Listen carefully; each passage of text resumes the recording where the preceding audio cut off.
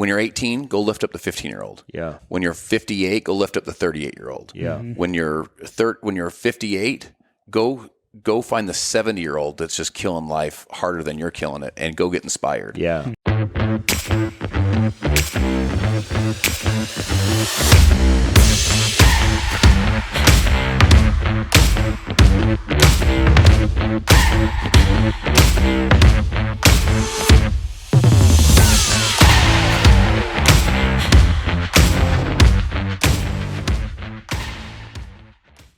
Jim Rohn says, the things that are easy to do are also easy not to do. Yeah. Right. So in other words, this isn't like brain surgery. I mean, some of this stuff this isn't even knee surgery. You can do this stuff. Yep. It's just a matter of building those consistent habits, because going back to habits, the habits will ultimately dictate your life. Sure. And man, I'm starting here in St. George. I love you guys. I actually love both of you guys to come speak, number one, and then also any help on this. One of my buddies up north is, he did his kid was 16, 17, and they started doing a kid mastermind. So my buddy does masterminds for adults, and they charge a ton of cash, and that's part of his business model. So he started doing for kids. He didn't charge anything. His son would bring all his buddies over and some other girls, and they would just hang out. And then they would have these different speakers, guys like you and amazing women that would come and like share their story. And it was basically like, what did you wish you would have known? You were in, these kids' age. So anyway, I'm going to start one on September 18th. This will be my first one I'm going to do here locally. And I'll bring in just great leaders in our community and from outside of our community too, right, to like pour into these kids. Okay, so besides association, which we talked about association here, besides who they hang out with, Yep. if we could teach kids habits, because habits ultimately become what? They become habitual. Yep. So it's kind of like you sort of do it, your default setting becomes the right setting. Right. Right. Where most people, the default setting sucks. Yep. The default setting is just taking you to a road you don't want to go to. Yes. Live with intention, get hyper-focused, and then design specific habits. Mm-hmm. The odds of your success are 100%. Yeah. It's not like, I hope this pans out. It's like, no, dude, this over a consistent period of time, you're guaranteed it's going to win. Well, tell me about this, because I feel like if you stack up the right habits, your self-esteem starts to raise. Yes. And I've talked about this so much on our podcast that I believe, you keep talking about living life with intention and having these right habits, and a lot of this power of association. Who do we surround ourselves with? And one of the things I talked about was like early on in my career, I'd walk into a Louis Vuitton store and I felt like, what am I doing here? Of course. Don't touch anything. And then, later on, eventually it's just like, it's just another store. I still don't belong in Louis Vuitton stores. Definitely not. Right. But the point is, I felt so out of place. And then later on, it was like, it's just another store. You kind of grew into it. It was my self-esteem though. Of course. It was all right. So if somebody has a higher self-esteem, they're going to choose to hang out with different people. Yes. They're going to think about their habits. They're going to live more intentionally. Yes. Because their self-esteem says, this is not who I am, Yep. right? So give me your comments on that, because I believe that self-esteem is probably the biggest indicator of whether or not somebody's going to achieve anything in life. Okay, so check this out. I'm gonna tell me if this is okay, if you agree with this. I'm gonna interchange the self-esteem concept with confidence. Mm-hmm. Totally. So self-esteem is like, I have confidence in myself. Self-esteem is I believe in myself. Confidence is I believe in myself. Yep. Right? Okay. Yeah. Totally. So in the book, I teach what I call a 3C success loop. So it's 3 C's that it's a loop. It's a loop of success. First one's confidence. Yep. Confidence, the foundation of your success is believing in yourself. Mm-hmm. Like, do I believe in me? It's hard to sometimes get everyone else to believe in you if you won't even believe in you. Right? Like, do I believe in me? And by the way, how do you build self-esteem, or how do you build confidence? First thing is you like keep commitments you make to yourself. Yep. You start being like, I'm going to wake up tomorrow, and you actually wake up. That starts building that self-confidence or that self-esteem, right? Okay, so the more confidence that you can build, the confidence will lead to commitment. Yep. Where there is no confidence, there is no commitment. In other words, if I have no confidence this business is going to work, I have no confidence this plan is going to work, I have no confidence that this nutrition plan is going to work, well, I'm not very committed to it because I have no confidence this is going to pan out. So your confidence will lead to commitment. Zig Ziglar said that most people have the commitment level of a kamikaze pilot on their 49th mission. It's just, they're just not that committed, Now, commitment is this like, I'll persist, I'll have resolve. It's an identity of like, I get up after I get knocked down. The Japanese proverb is down 6, up 7. Like you get knocked down 6 times, you're up 7. Like that's commitment. I do what I say I'm going to do. If I'm there, or if I tell you I'll be there, I'll be there. That's commitment. Yep. That comes from your confidence, leads to commitment, and then your commitment will lead to competence. So your competence is your skills. One of the things I teach, on stages, or in this case, I try and pour into the book, into the reader of the book, is it's not like hope's not a strategy. No. You can't just be like, I sure hope, like I'm just going to be, like the person that's like, I'm just going to bang my head against the wall forever. I'm like, no, that's a terrible strategy. Like, how about we adjust, we adapt, we go over, we go under, we go around, we find weak spots. In other words, let's build skills above our talent. Most people, their talent's the floor, the skills are the ceiling, but most people just kind of base on like, you've seen salespeople. They're like, this is how I am. You're like, no, you're not going anywhere, right? Exactly. So build new skills. And here's what's so cool about skills. Talent is your 7'2". Like you just kind of either have it or you don't. Sure. Skills you can learn. They're learnable, they're teachable, they're duplicatable. You can learn a skill. And look, your natural charisma, I get all that stuff. But man, you can learn charisma. You can learn skills. So the more skilled you are, the more competent you are at something, the more competent you are, in this case, at shooting long range, the more confidence you build, the more committed you get. So it turns into a loop. Okay, so let me ask this question. What do you do today if you have no confidence? Or your confidence in certain areas lacks? Or you're kind of like, man, I don't know. My first business failed. I'm living in the loft of my wife's parents' garage. 2 kids are sleeping in the closet. Like my confidence is taking a ding right now. Okay. You lean into your courage. Okay. Like our homes need more men, more women with courage. Our country needs more leaders with courage. You can, if you don't have confidence right now in yourself, in what you're looking to accomplish, lean into your courage. Your courage is, I'm going to show up even though I don't think I'm good at this. Like I'm going to start doing, like I'm going to put in the time. I'm going to get on video. I'm going to post my own podcast. Even though I feel like the imposter syndrome, I feel like I don't even know if I got anything to say. That's courage. Lean into your courage. Now, your courage will precede confidence. If you lean enough into the courage over time will build to where it's like, I actually have some confidence in what I'm doing. Your confidence will create your commitment. Right. You get highly committed. Your commitment will lead to your competence. Your competence will build more confidence, and then it just loops through. So tell me this: how is courage different than hope?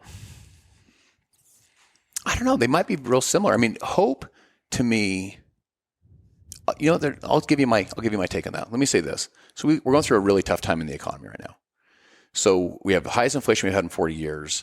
It may not affect us as much, but like middle America is getting crunched hard and below really, really, really hard. Right. And we're either in a recession, depending on how you want to look at it, or we're heading into potentially a recession. So in other words, it's just a tough time. It's just a weird time. Businesses are everyone's trying to navigate. Revenues down for most companies. Everyone's trying to figure stuff out. Okay. So hope answers this question. It's a subliminal question we all ask when times are tough. Hope is it always going to be this way? So if you have a hard night with your wife, right? And you're just like, this sucks. You ask yourself subconsciously, is it always going to be this way? If it's always going to be this way, you make different decisions than if next morning you wake up, hey, I'm sorry. Hey, I'm sorry. I love you. I love you. You know what? You're awesome. You're awesome. And you're back. Yeah. If it's not always going to be this way, hope's vision. Like it's not always going to be this way. That's hope. Yep. Courage to me. So that's like, it's not always going to be this way. We're going to get through this. That's the hope. Courage is taking the step to go, like taking that action step to go start doing it. I love it. Yeah. Cause I've talked about this before because I believe that hope and courage are very similar, and hope is wanting something great to happen and courage is willing to go make something great happen. That's perfectly said. Yeah. I think that's the difference. It's awesome. The hope is, we're going to get through this. The hope is sun's coming up in the east tomorrow. The hope is it will not always be this way. That's the hope. The courage is I'm going to take those steps to make that a reality. Because even though it's not a strategy to win in life, it's still a very important thing for anybody to succeed in life. Absolutely. Right? It is a prerequisite for success. Absolutely. So I was with Monty Holmes. Mm-hmm. Monty did one of the endorsements for my book, and I've originally met you guys in his office. Yeah. You know? So he said something to me the other day I thought was profound. So let's interchange, even though it may not be an exact interchange. Let's interchange hope for faith. Yeah. Like I have faith in the future. I hope the future will. He said, you want to be a person of faith. Yep. He said faith in God, faith in the economy, faith in people, faith in the economic system, faith that all this work you're putting in is going to. He's like, you just want to be a person of faith. And I thought that's a really another way to say that is you want to be optimistic. Yeah. A person of faith has like optimism. It's not always going to be this way. We're going to get through this. So the University of Pennsylvania did a study, 22-year study, 350,000 participants. They said that there began a thinking pattern that began to emerge. They said was predictive of success. Yep. So wouldn't you want to know if there was something that would predict, that's a thinking pattern that would predict success, we'd all want to figure out what that one is, right? Over a 22-year period. Of course. Yep. Guess what it was? Optimism. Yeah.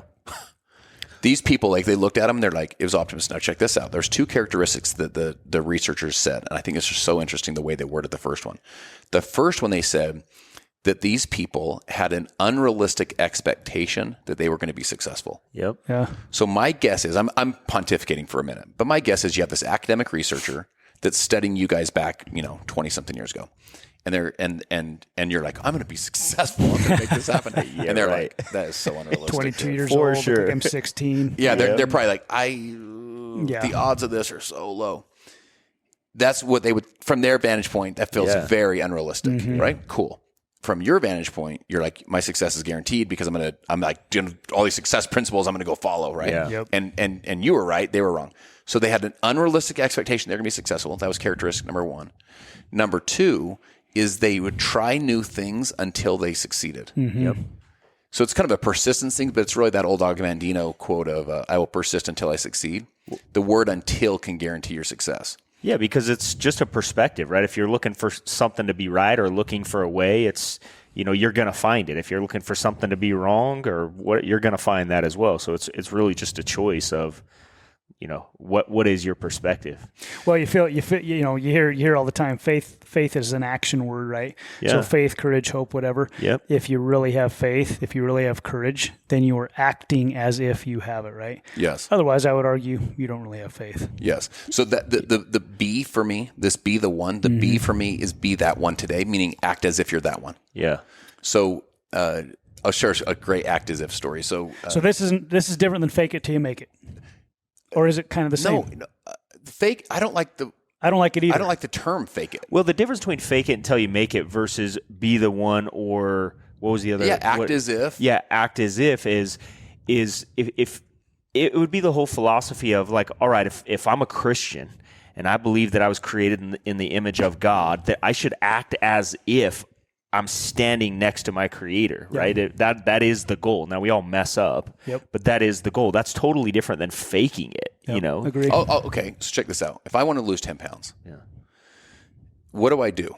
Well, if I start acting as if I'm 10 pounds less today, meaning I eat the food someone 10 pounds less than me eats, I change my identity with food, so I look at food differently. So instead of being like I'm stressed, so I eat. I change the identity. I start moving my body the way that they do.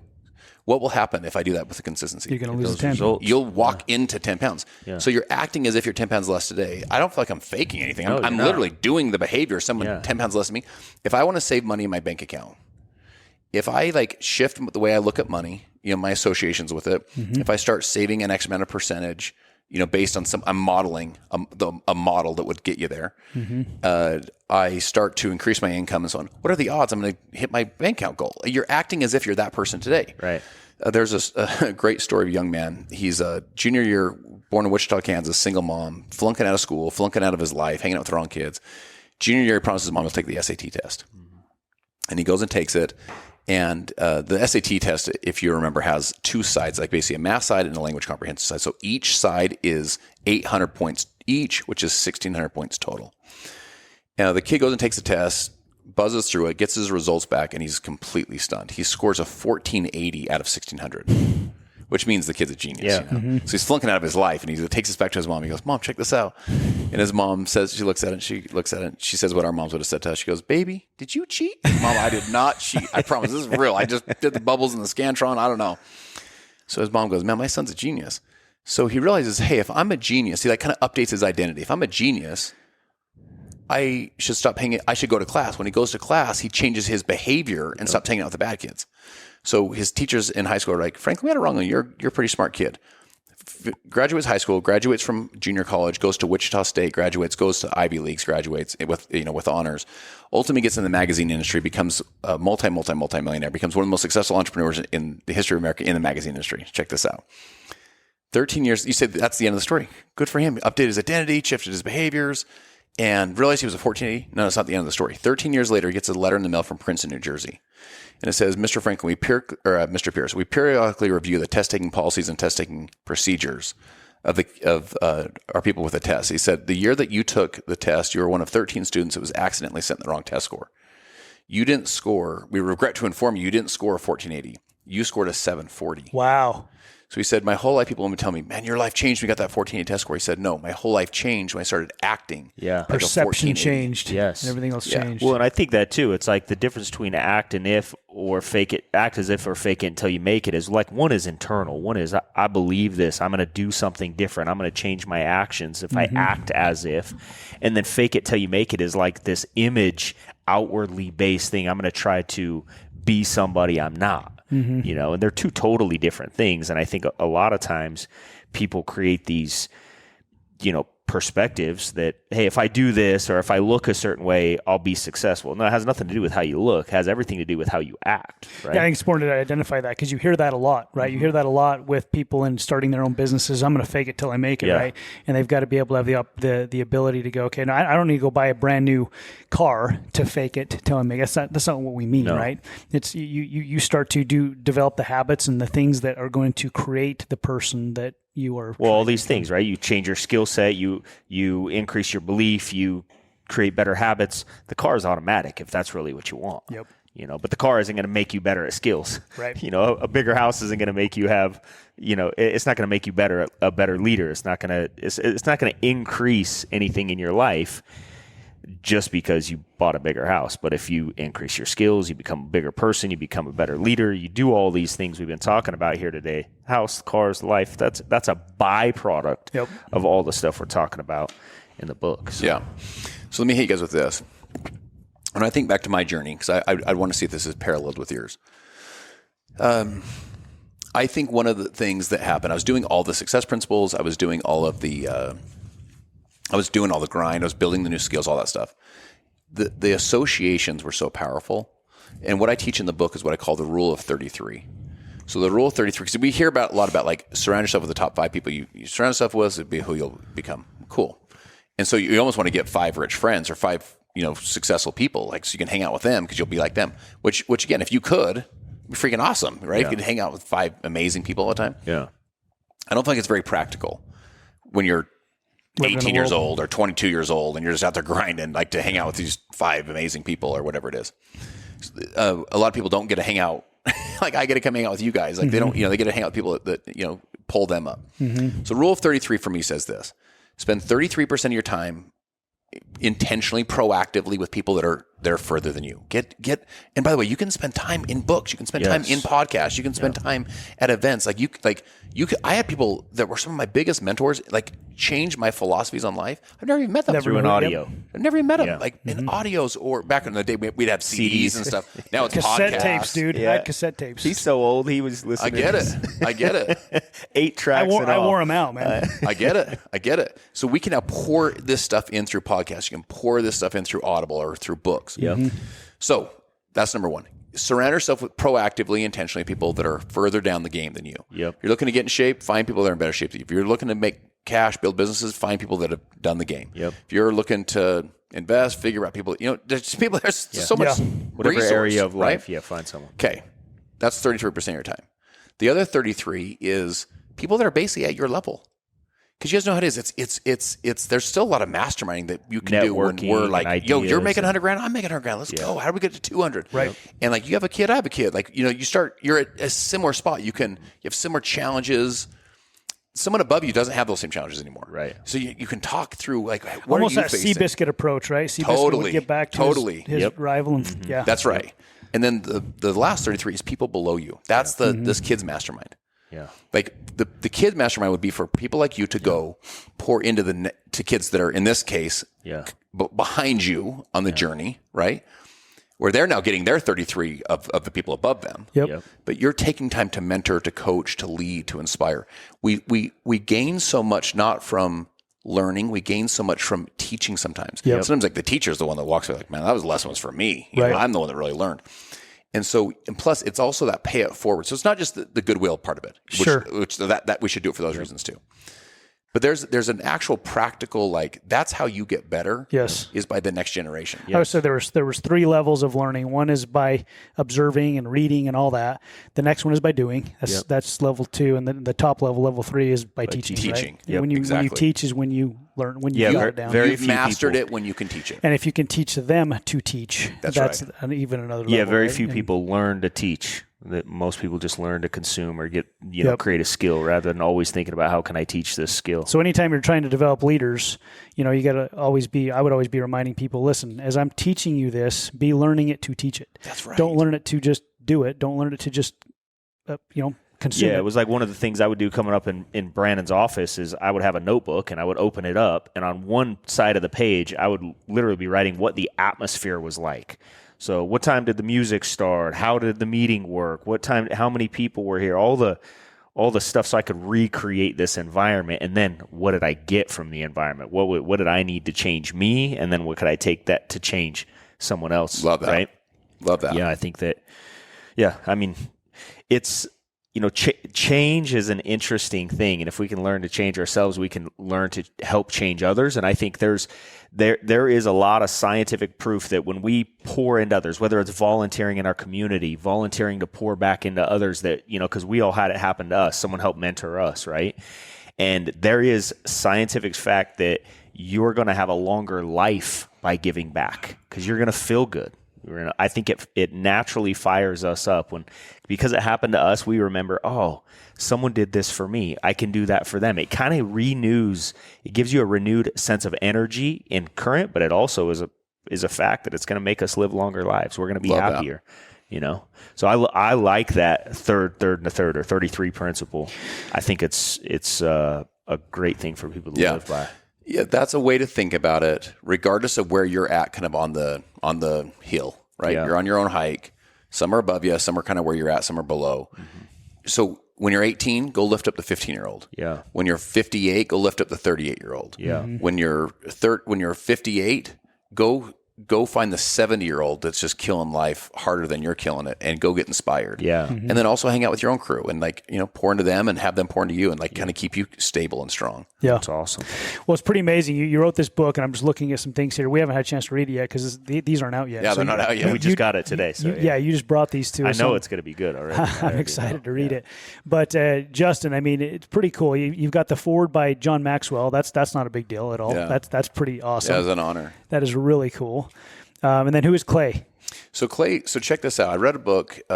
This will be helpful for your audience. I read a book called Who Not How, and this is a great read, right? Who Not How. So Who Not How says this. It says when we set goals, when we set dreams, we do the whole I'm going to be intentional. I'm going to cast it out. Our brain subconsciously asks the question, how am I going to accomplish this? Yeah. And which, by the way, is the right question the brain should ask, number one. But number two, it's a little bit of a limiting question because your brain's like, yo, bro, we're not going to be astronauts, dude. I don't know what to tell you. This isn't going to work. Okay. So Who Not How says, who do I need on my team to accomplish that goal? Yep. So I've had this book in my heart, no kidding, for the last, let's call it 10 years. And I even had it how it is, you get it on a Word doc and then it's there and it's over there. And I just couldn't quite get it done. I'm a better talker than I am a writer. I just couldn't quite get it done. So Clay's a friend of mine. He's a professional writer. I call him one day. I said, Clay, listen. I said, I just finished this Who Not How book. I said, I've got a book on my heart. It's called Be the One. I already know the chapters. I know all the stories. I've got all the points. It's done. I just need to get it on paper. Mm-hmm. And I said, can we meet? Can we create a schedule where we meet? So we'd meet, we'd record it. And I would just go. Stories, points, all my illustrations, my quotes, my stats, whatever. And then he just put it on paper and then helped me edit, helped me format and so on. Awesome. So, Clay did an amazing job and so grateful for him. I still would be in my head, still be in my heart. So one of the takeaways for your audience, who do you need on your team to accomplish your goal? Yeah.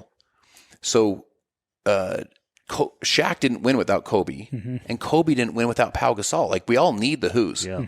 We all need those people in our lives that, like, no man's an island. Like, we all need those other people that come in and they play a great role, or they play a starring role, or a supporting role, or a coaching role, or a mentorship role. Like, they play a role where you're like, I wouldn't have gotten here without all my who's. Who are all the who's in your life? Yeah, and I think sometimes people feel like if they're asked, or if they're trying to find somebody who's maybe better at something, somehow it reduces them as a person, where really it, to anybody who's a leader who's built something great, they actually look at somebody as a talent, saying, if you're lacking in an area, finding somebody who's better at that and using their strength to make it better actually makes you look better, not like a less of a leader, which I feel like a lot of people are threatened. We actually just recently talked about this on a podcast previously.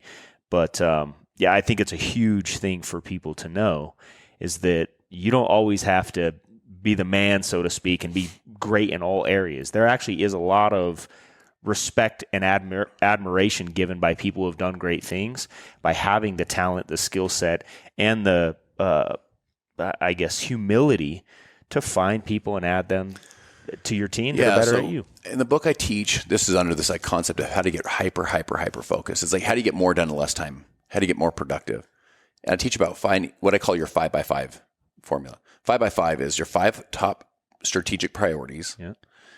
Jim Collins says if you have more than 5 priorities, you don't have any priorities. So you can't accomplish everything. Like, what are we trying to accomplish right now? For top 5. And then what we do is we find your top 5 highest impact actions that drive those priorities. So I'll give you guys an example. You guys remember the 80-20 principle, right? Pareto's principle. So 80-20 principle says this: 80% of what we do, so the majority of the stuff we do every day, only drives 20% of the impact in our business, right? Well, people that are high achievers are like, well, dude, I'm going to flip that. 20% of what I'm going to do is going to drive 80. Yep. Okay.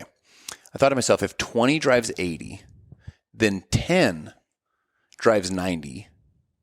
And if 10 drives 90, then 5 would drive 95% of the impact of my business. So I was like, what are my 5? Like, what are the 5 things I can do that have the highest impact in my business? So John Maxwell wrote the foreword for my book. John teaches, he was asked once, how did you write 100 books? John's written more content on leadership than any human that's ever lived in the history of the world, right? They said, how did you do that? And he said, first thing he said, he goes, super simple, you just live a long time. They're like, no, seriously, how'd you do it? And he said, I do 5 things every single day. He said, every single day I read, think, file, ask questions, write.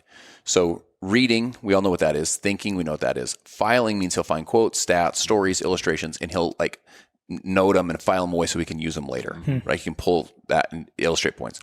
Reads, thinks, files, asks questions, and he writes. So I've sat in his den with him in his home every morning, 5 a.m., wakes up and reads, and writes. And someone says, well, John, when you say every day, like you do this every day, what do you mean by every day? Guess what every day means in John Maxwell's world? Every day. Every day. Yeah. They said, what do you do on Christmas? He said, I read, think, file, ask questions, write. They say, what do you do on your birthday?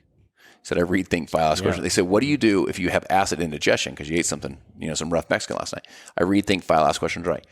What do you do when you travel? He reads, thinks, files, asks questions. Like every single day, he does 5 things. Now, can we read? Yes. Can we write? Yes. Read, think. Can we ask, file? Yes. Can we ask questions? Yes. Can we write? Of course. None of it takes talent. All of us could do those things. Yep. So the magic's not in the 5. The magic's in identifying them and then consistently doing them. Yep. Right. So I teach people to find your 5. Now, if you find your 5, what do you do with the other 95% of the crap you got to get done?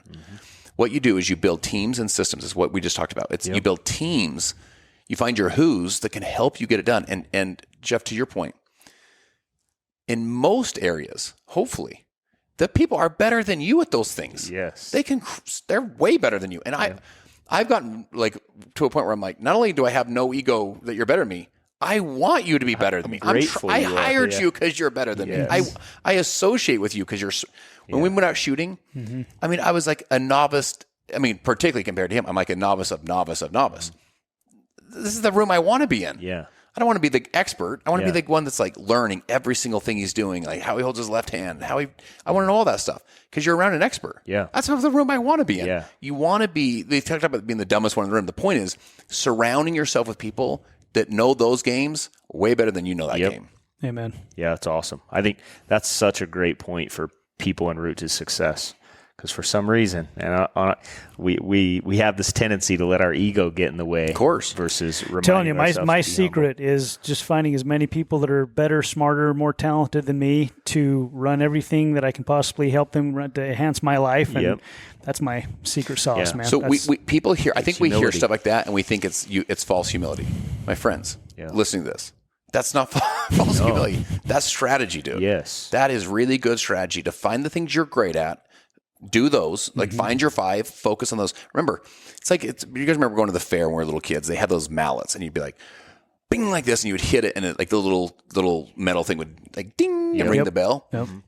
What are the 5 things you can do to ring the bell? Yeah. Everything else, build people way smarter than you, do all that stuff. You just ring the bell doing the things you're great at. Build your confidence in those, build your commitment to those, build your competence in those, and just spin that loop as fast as you can. So good. So good. It's awesome, man. My head's about to explode because it's been so good today. I'm just sitting here listening to both of you. I mean, I'm just trying to get all this stuff in. I'm super excited to read your book. Appreciate it. Very grateful you've spent some time to be with us here again today. Nothing but love for you guys, dude. Appreciate it. No, you bring so much value to us and all of our listeners, and we just really appreciate it. And we'll make sure for those of you that are out there. When does this actually come out? So launches September 26th. We'll get you all the links that you can put in like the show notes or whatever. Would love to have you guys as support. So here's the thing. Yes. The book, the way books work. Let me give you guys a little bit in the behind the scenes on books. There's an old saying that says evil prevails when good men and women do nothing. Right. My friends, if you're hearing this and you're like, either I got some value from this, like the way you get more good content out there is by supporting good content. Yes. So the way the book business works is every unique purchase matters. Every bulk purchase matters. We build a bunch of offers where people can get like thousands of dollars worth of courses and so on if they want to get the book and so on. So we'd love to have your support. And this is passion project stuff. Do you know what I'm saying? Yep. You have your main business. Yes. You're running all the stuff you're running. This is the way that you say, how do I pay this stuff forward? How do I have something that inspires that next person to say, yo, I'm the one. I'm the one. Well, you have so much value you bring to the world. I mean, those of you that don't follow you on Instagram and social media need to. You're constantly teaching great concepts, great messages, great thinking, and in all areas of life too. Yes, which is what I respect a ton because it's not just business, right? You've got an incredible family, an incredible lifestyle, and it's awesome. So yeah, for those of you guys listening, make sure go buy the book. I think anybody reading or anybody listening to this knows how much I enjoy reading, and I'm always recommending a book. I'm excited to read this, but I've listened to a lot of your content and followed all your social media stuff, and I think that you talked about the 33 principle, and this is one of the things that someone can go do. Say, hey, how can I surround myself with somebody who's a lot further than me? Mm-hmm. Well, fact is, probably most people listening to this, you're a lot further than. And when you read a book, I tell people all the time, you're getting into your mind because you thought that way. So how does somebody start thinking like you think? By starting to consume content that you created. That's right. Right? And so it's powerful. So I hope that, everybody goes and gets this, and I'll definitely read through it and be posting a bunch about it, man. I'm excited. Love it. Appreciate it, guys. Thank you. Appreciate you guys.